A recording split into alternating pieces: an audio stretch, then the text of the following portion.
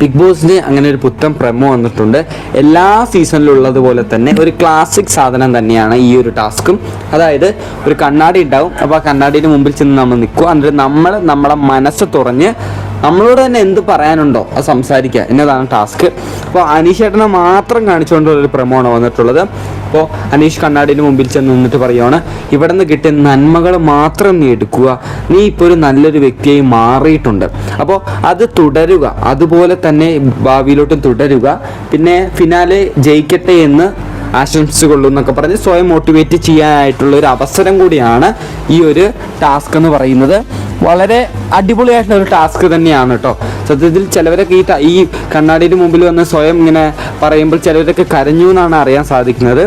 എന്തായാലും അനീഷ് ഇതുവരെ കരയാണ്ടൊക്കെ പിടിച്ചിരുന്നിങ്ങനെ കാര്യങ്ങളൊക്കെ പറയുന്നുണ്ട് കേട്ടോ. വളരെ ഇമോഷണൽ ആയിട്ട് റോളർ കോസ്റ്റർ ആയിട്ടുള്ള ഒരു ആഴ്ചയായിരുന്നു ഇത്.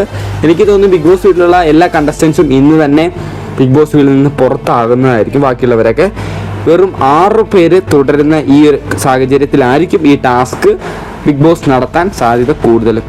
എന്തായാലും അടുത്ത അപ്ഡേറ്റുമായിട്ട് വീണ്ടും കാണുന്നവരേക്കും ബൈ.